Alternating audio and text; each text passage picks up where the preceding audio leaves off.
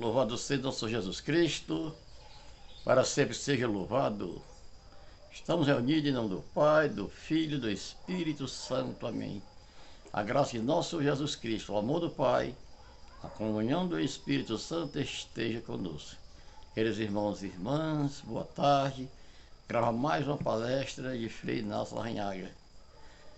E boa tarde para vocês, que Deus abençoe, que tenham um feliz final de semana. Estamos iniciando a partir de hoje, sexta-feira. Deus abençoe. Hoje falar sobre amar é dialogar. É uma palestra longa, por isso eu dividi em duas partes. Segunda-feira, se Deus quiser, eu continuarei esta palestra. E vai falar sobre amar é dialogar. Não basta abrir os olhos e observar os comportamentos comunitários de um grupo. E logo chegaremos à conclusão de que grande parte dos desentendimentos deriva da falta de diálogo. Às vezes o diálogo parece um instrumento mágico, opera prodígios. É como um sacramental. Quantas vezes em situações conflituosas que se arrastam há longos anos e parece não ter solução,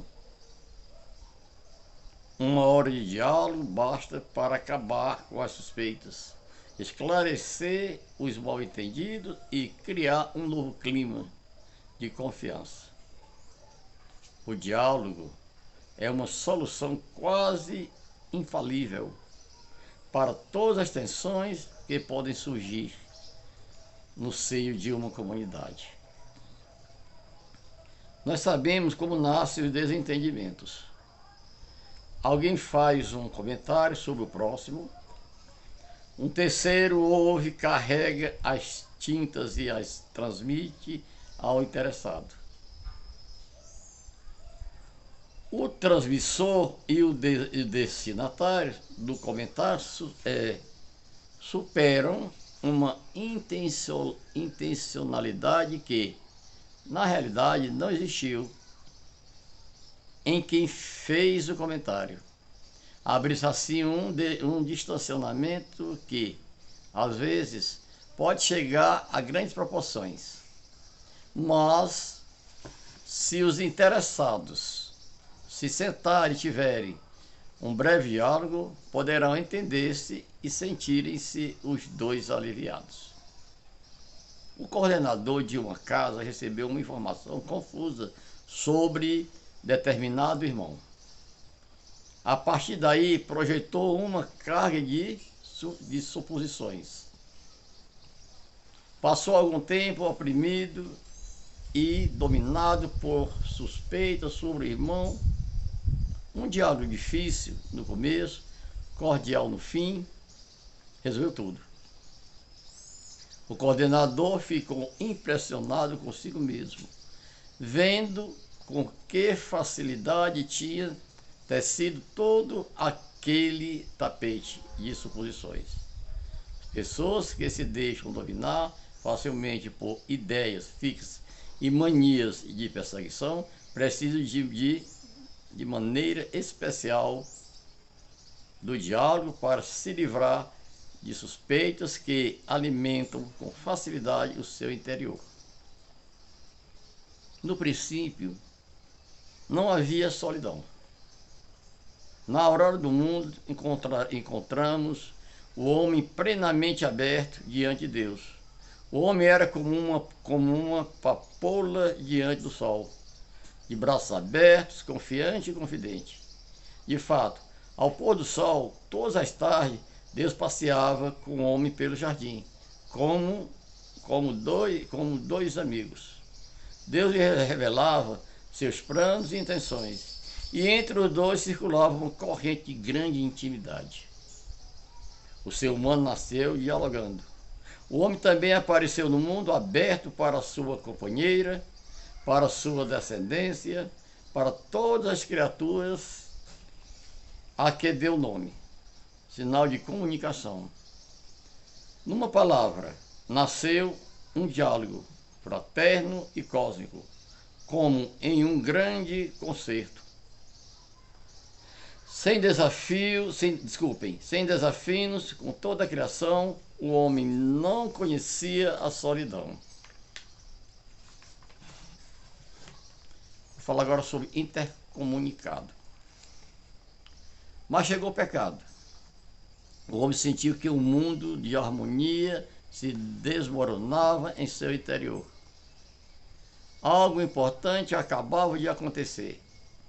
Romperam-se todos os fios de comunicação e o homem ficou incomunicado.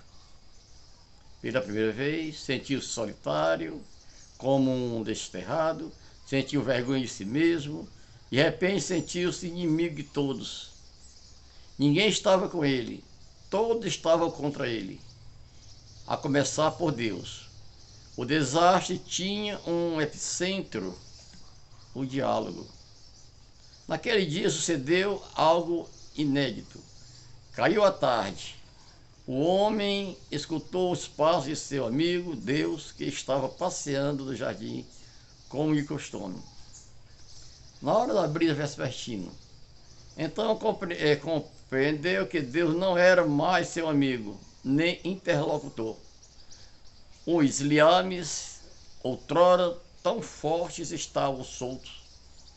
Apavorado, levado por estranho impulso, correu procurando matagais e árvore para esconder-se de Deus. Grande mistério. As criaturas, em vez de ser um laço entre o homem e Deus, tinham sido mudadas pela interferência do pecado. O pecado transformou o diálogo em um pleito, juízo e condenação. Deus interpela. O homem se desculpa e acusa. Deus insiste, o homem se justifica. Já não há diálogo. Quando as interioridades estão ligadas, a palavra é ponte por onde os corações vão e vêm. Quando os corações estão incomunicados, a própria palavra passa a ser a maior separação. No conceito da criação, entrou a inimizade, como um acorde desafinado. O pecado provocou uma tempestade de maldições, anatemas, excomunhões e castigos. Pior, esse pecado interpôs uma espada envolta em chamas nas mãos de um querubim, para impedir ao homem o acesso à fonte da vida. Símbolo terrível de todos os desterros e isolamentos. Podemos afirmar que, desde esse instante, o pecado é impedimento radical para o diálogo. Em todos os níveis, depois desse desastre, como se poderá fazer a restauração? Só aliando e dialogando. A história da salvação é a grande epopeia da reconciliação. Deus congrega as 12 tribos que estavam dispersas. Estabelece com elas uma grande aliança. O pecado tinha desagregado os seres humanos. Deus os salva congregando-os. Deus não reconciliou consigo por Cristo. E nos entregou o mistério. É o mistério da reconciliação. Porque em Cristo reconciliou o mundo consigo. Deus nos reconciliou, desculpe. Shalom para vocês. Na próxima vez continuarei o restante da palestra.